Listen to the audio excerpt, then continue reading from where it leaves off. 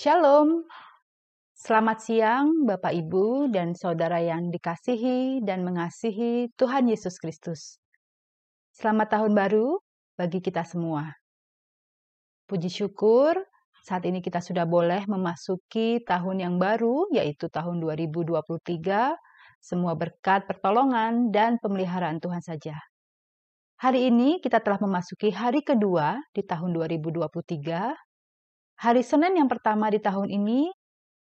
Mungkin Bapak, Ibu, dan Saudara sudah kembali beraktivitas seperti semula, tetapi biarlah siang hari ini kita boleh meluangkan waktu untuk disapa firman Tuhan melalui program Renungan Singkat edisi 2 Januari 2023. Tema kita pada siang hari ini adalah Hendaklah terangmu bercahaya.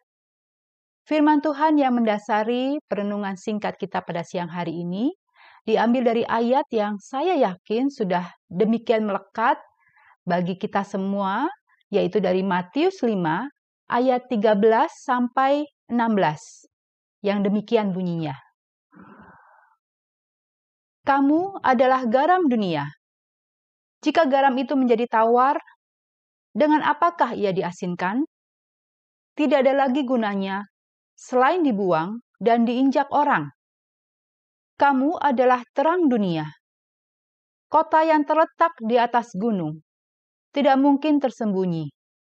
Lagi pula, orang tidak menyalakan pelita, lalu meletakkannya di bawah gantang, melainkan di atas kaki, dian, sehingga menerangi semua orang di dalam rumah itu. Demikianlah hendaknya terangmu bercahaya di depan orang, supaya mereka melihat perbuatanmu yang baik dan memuliakan Bapamu yang di surga. Bapak, Ibu, dan Saudara yang terkasih, kita baru saja melewati masa raya Natal. Suasana Natal masih terasa kental di sekeliling kita, di mana dekorasi, lampu kerlap-kerlip Natal masih menghiasi berbagai sudut kota, terlebih di pusat-pusat perbelanjaan.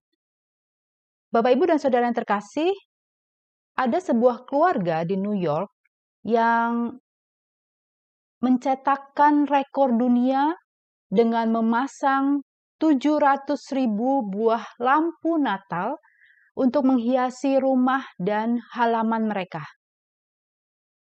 Sebuah angka yang fantastis, bukan? Jumlah lampu Natal yang mereka pasang 700.000 sebagai upaya mereka untuk menghadirkan terang dan cahaya Natal yang tentunya akan membawa kebahagiaan bagi orang-orang di sekeliling, tetangga-tetangga atau orang-orang yang tinggal di area itu, bahkan orang-orang yang datang dengan sengaja untuk menyaksikan kerlap-kerlip lampu menghiasi rumah mereka.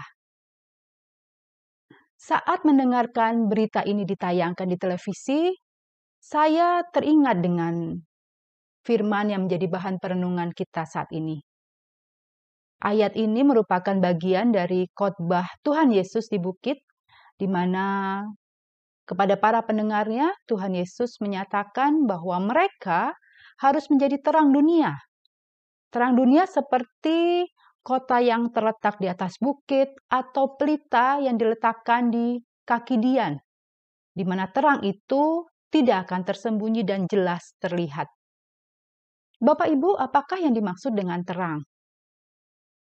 Ia adalah sesuatu yang memberi cahaya, menerangi, menyingkapkan kebenaran yang tersembunyi oleh kegelapan yang menutupinya. Terang dunia yang sesungguhnya adalah Tuhan Yesus yang kelahirannya baru saja kita rayakan. Di dalam Yohanes 8 ayat 12, Tuhan Yesus sendiri menyatakan bahwa Akulah terang dunia. Barang siapa mengikut aku, ia tidak akan berjalan dalam kegelapan, melainkan ia akan mempunyai terang hidup. Sumber terang itu sendiri adalah Tuhan Yesus. Dan kita sebagai orang-orang Kristen yang percaya kepadanya, mendapatkan terang itu dari Tuhan Yesus sendiri, jika kita mengikut Dia. Maka terang yang kita miliki sebagai orang-orang yang percaya kepada Tuhan Yesus adalah dari terang Tuhan Yesus itu sendiri, Sang Sumber Terang. Orang Kristen disebut terang karena persatuannya dengan Tuhan Yesus, persatuannya dengan Kristus, identitas kita di dalam Kristus. Dan karenanya, sebagai murid-murid Kristus, Tuhan Yesus memerintahkan kepada kita untuk bercahaya di depan orang.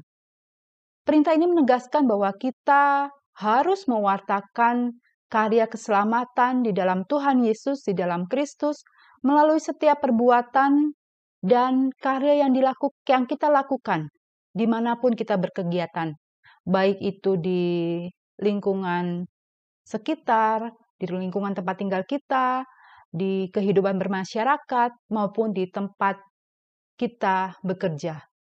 Melalui perbuatan-perbuatan kita yang mencerminkan karakter Kristus, orang-orang yang tidak percaya dapat melihat terang Kristus di dalam kita. Dan dengan demikian, Kristus sendirilah yang akan dipermuliakan.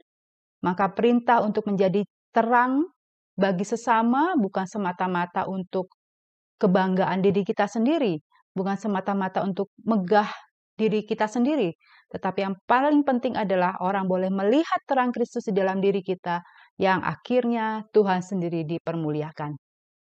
Mari Bapak, Ibu, dan Saudara, biarlah kita boleh mengawali tahun 2023 ini dengan komitmen untuk terus senantiasa menyatakan terang Kristus di dalam setiap perbuatan kita. Kita baru 2 hari menginjak tahun 2023 ini, masih ada 363 hari lagi di mana kita boleh terus berkarya dan menyatakan terang Kristus melalui perbuatan kita di kehidupan sehari-hari, yang dengan demikian nama Tuhan sendiri yang dipermuliakan. Kiranya Tuhan memampukan kita semua. Amin.